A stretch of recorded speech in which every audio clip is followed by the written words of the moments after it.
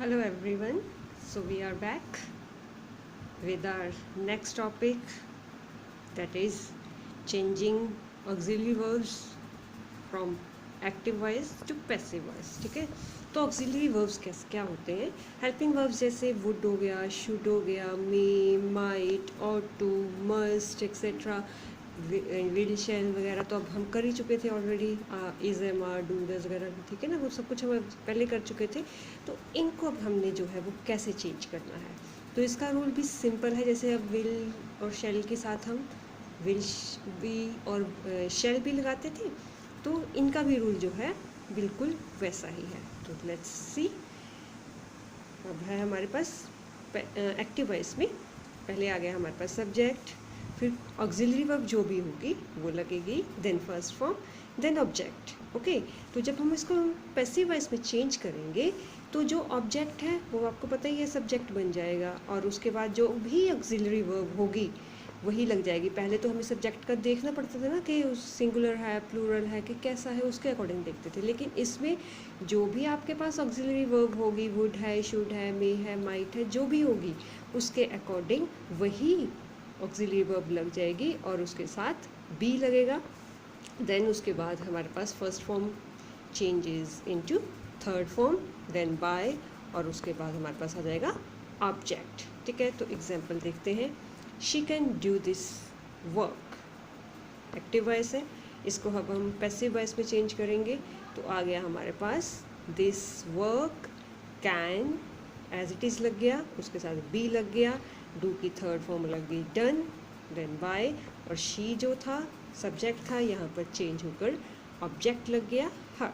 ठीक है, तो नेगेटिव में जो है वैसे ही रूल रहेगा, सब्जेक्ट है, ऑक्सिलरी वर्ब है, not, then first form, then object, और जब हम उसको हम पैसिव में चेंज करेंगे तो वो हमारे पास आ जाएगा subject, auxiliary verb, not, not के बाद जाकर बी लगेगा, और उसके बाद हमारे पास थर्ड फॉर्म होगा, देन बाय, और फिर ऑब्जेक्ट, जो हमारा पहले सब्जेक्ट था वो यहाँ पर जाकर ऑब्जेक्ट में चेंज होगा।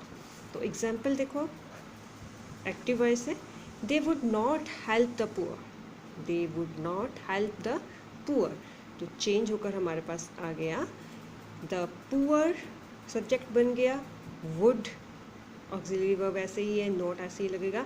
अब बी इसमें जो है वो एक एक्स्ट्रा वर्ड लगेगा, और फिर हेल्प जो है वो हेल्प में चेंज हो जाएगा, और दे जो है वो दैम में चेंज हो जाएगा। तो पूरा सेंटेंस बन गया, the poor would not be helped by them. Next आता है example, you could not sing a sweet song, तो चेंज होकर आ गया a song could not be sung by you.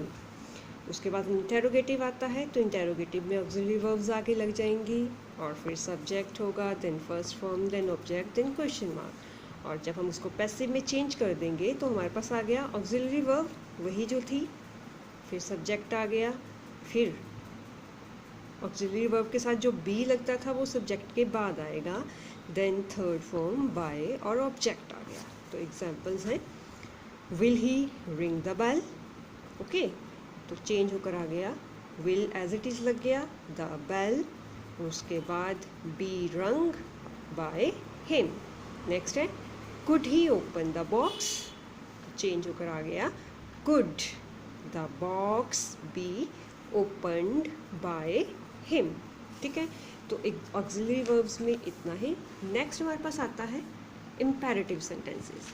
तो इम्पेरेटिव सेंटेंसेस कौन से हुए कि इम्पेरेटिव सेंटेंसेस वो सारे हमारे पास आ जाते हैं जिसमें कोई रिक्वेस्ट की है, कोई ऑर्डर दिया हुआ है, ठीक है, कोई एडवाइस दी हुई है, वो सारे के सारे हमारे पास क्या है, किसी चीज़ के लिए हमें फोरबिड किया गया है, बल्कि मना किया गया है, तो उसमें जो है वो सारे के सारे हमारे पास इम्पेरेटिव सेंटेंसेस होते हैं। तो इम्पेरेटिव सेंटेंसेस मोस्टली जो है वो फर्स्ट फॉर्म के साथ जो है वो स्टार्ट होते हैं, या फिर उसमें जैसे रिक्वेस्ट की है तो प्लीज़ और काइंडली लगा देते हैं।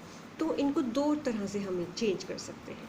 तो पहला हम जो है रूल्स है हमारे पास कि जैसे अब दिया हुआ है हमारे पास फर्स्ट फॉर्म होगी, उसके बाद हमारे पास ऑब्जेक्ट होगा, ठीक है, तो तो उसको अब हम चेंज करेंगे। कैसे करेंगे? पहले इसमें सबसे पहले लेट लगेगा, ओके। तो फिर सब्जेक्ट जो होगा, जो सब्जेक्ट बोल लो चाहे ऑब्जेक्ट बोल लो, इसमें एक ही चीज़ है उस, ठीक है। अब इनकी एक ही रहता है, या सब्जेक्ट रहता, इनके सब्जेक्ट और ऑब्जेक्ट जो भी आप बोलना चाहें। उसके बाद वो सब्जेक्ट लिख दो, उसके बाद बी लगेगा, देन थर्ड फॉर्म लगेगा। ये रूल आपने जो है वो अच्छे से लर्न कर लेना है। तो अब देखो कैसे इसको चेंज करते हैं। जैसे है post this letter, post this letter first form है और लेटर है दिस लेटर, तो ये सब्जेक्ट बोल लो चाहे ऑब्जेक्ट बोल लो आप। तो उसके बाद जब इसको हम चेंज करेंगे तो बोले थे ना लेट, लेट से स्टार्ट हो गया। अब दिस लेटर हमारे पास ये सब्जेक्ट है, ओके। फिर उसके बाद बी है, वो बी लग गया, और फिर पोस्ट है कि थर्ड फॉर्म लग गई, तो बन गया हमारे पास let this letter be posted.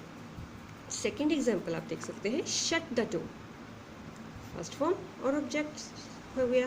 तो जब इसको हम चेंज करेंगे, let the door be shut, let the door be shut, shut की थर्ड फॉर्म भी शट ही रहती है, ओके। नेक्स्ट उसके बाद सेकेंड वे जो है इसको चेंज करने का, अब आप देखेंगे उसमें रिक्वेस्ट की है तो लिख देंगे यू आर रिक्वेस्टेड टू, लिखा है यू आर एडवाइज्ड, अगर आपको लग रहा है कि आपको एडवाइस दिया जा रहा है तो यू आर एडवाइज्ड टू। अगर आपको लग रहा है ऑर्डर दिया है तो उसमें ऑर्डर्ड कर देंगे, यू आर ऑर्डर्ड टू। अगर आपको कुछ करने के लिए बोला जा रहा है कि तुम ये करो, तो क्या आ जाएगा, यू आर आस्क्ड टू। तो अब देखो ये सबसे इजी रहता है। जैसे अब इसी एग्जाम्पल को यहाँ पर मैंने लिखा है पोस्ट दिस लेटर, तो यू पोस्ट दिस लेटर बोल दिया, आपको रिक्वेस्ट भी शायद हो रहा है कि ठीक है ना, तो आप लिख देंगे यू आर रिक्वेस्टेड टू, फिर पूरा सेंटेंस एज इट इज़ लिख देंगे पोस्ट दिस लेटर। ये भी हो सकता है कि आपको बोला जा रहा है, ऑर्डर दिया जा रहा है, तो आ जाएगा you are ordered to post this letter. आप इसको ऐसे भी लिख सकते हैं you are asked to post this letter, ठीक है ना। तो बस ये वर्ड्स आपने याद रखने हैं, बाकी पूरा सेंटेंस वही उठाकर लिख देना है। अगर आपके पास बोल रहा है प्लीज़ पोस्ट दिस लेटर, तो सीधा ही है, आपको रिक्वेस्ट की गई है, तो आप लिख सकते हैं यू आर रिक्वेस्टेड टू, तो प्लीज़ को हम ओमिट कर देंगे, पोस्ट दिस लेटर आ जाएगा। जब हम नेगेटिव में चेंज करेंगे इसको तो आ जाएगा लेट सब्जेक्ट नॉट बी आएगा, देन थर्ड फॉर्म। अगर बाय यू लिखना चाहो तो लिख सकते हो, नहीं लिखना चाहो तो वो भी रह सकता है। जैसे डोंट मेक अ नॉइस, क्योंकि अब ऑलमोस्ट जो है इन सेंटेंसेस में सामने वाले बंदे के साथ ही बात की जा रही है ना, तभी हम बाय यू लिख देते हैं, नहीं भी लिखोगे तब भी चलेगा। तो बन जाएगा let a noise not be made by you, don't abuse others, तो आ जाएगा let others not be abused. ऐसे ही examples, please sit down, you are requested to sit down, do it at once, you are ordered to do it at once, never lend him money, you are advised never to lend him money, ठीक है।